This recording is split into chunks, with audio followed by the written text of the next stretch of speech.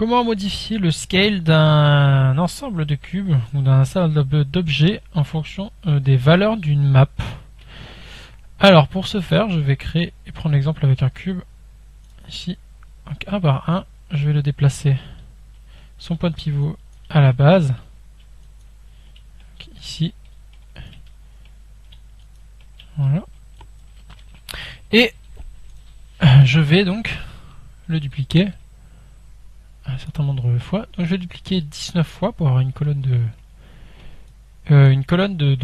20. Voilà, en X. Voilà, donc j'en ai 20. Et je vais prendre donc de nouveau tous les cubes. Et je vais les dupliquer une nouvelle fois, mais en moins 1.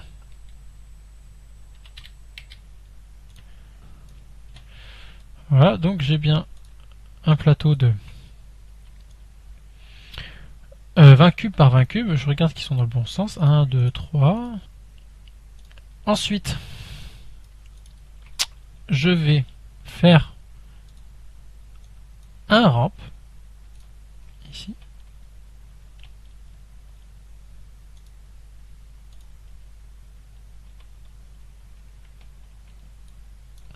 Donc un ramp. Donc ramp 1. Et donc il faut que je connecte ce ramp et modifier le scale de chaque cube en fonction donc, des UV de ce ramp. Donc le blanc ça va monter, le noir ça va descendre. Pour ce faire, on va faire une expression, Windows Animation Editor, expression editor. Il faut bien se mettre en expression name, nommer scale, et ici copier-coller donc le script, voilà l'expression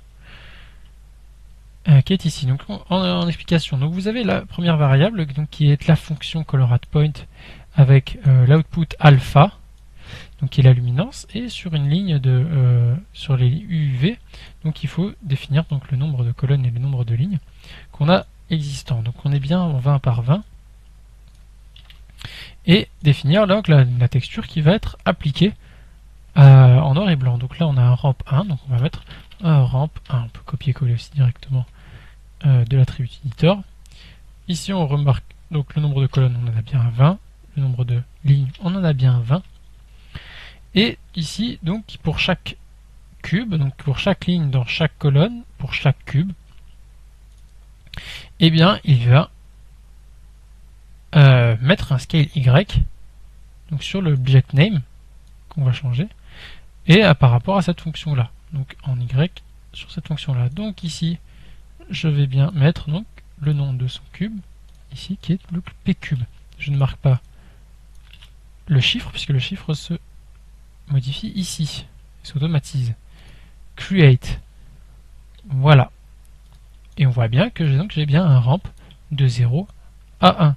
Un scale de 0 et un scale de 1. Vous voyez?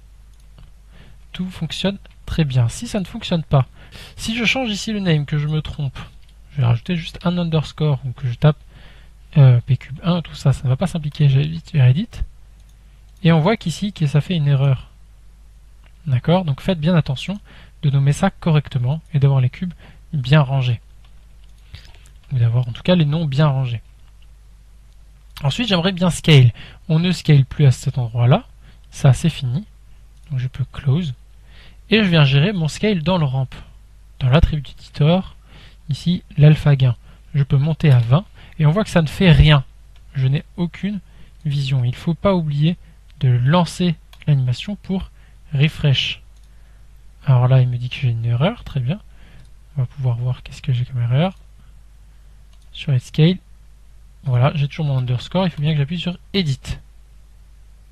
Voilà, close. Voilà, je lance. Ça me refresh. C'est bon. Ensuite, alpha offset. Je peux le mettre à 1. Donc le minimum sera un scale de 1. Ici, ça va sur un scale de 20. Hop, et donc ça me met mon minimum select scale à 1. Très bien. C'est exactement ce que je veux. Mon ramp de noir blanc. Je peux venir maintenant modifier, mettre du noise, un petit peu de vague, dans un sens ou dans l'autre. Vous voyez, je peux changer la couleur ici, remonter ça, descendre. Je peux aussi faire appel à un autre fichier, mais l'important c'est donc d'avoir un AutoAlpha qui gère donc la luminance.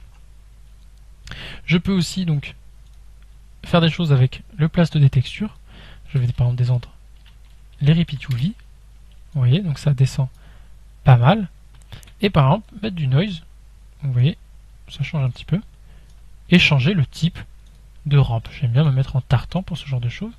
Voilà, on commence à avoir des choses intéressantes. Je vais mettre un peu l'alpha gain un petit peu en dessous. Voilà, du noise. Pas trop fort. Je peux descendre un peu le noise frequency pour avoir quelque chose de plus agréable. Et je vais pouvoir animer ensuite l'offset pour me déplacer. Voilà, déplacer ma texture. Et vous voyez, ça va faire donc des vagues par rapport à la map. Tout simplement. Pour faire des rendus, faites très attention parce que comme ça se fait en refresh, il faut sélectionner donc ces cubes, faire un cache ou alors faire un edit keys bec simulation. Il va poser à ce moment-là des clés pour chaque moment sur le scale. Voilà, donc ça nous permettra de faire des rendus.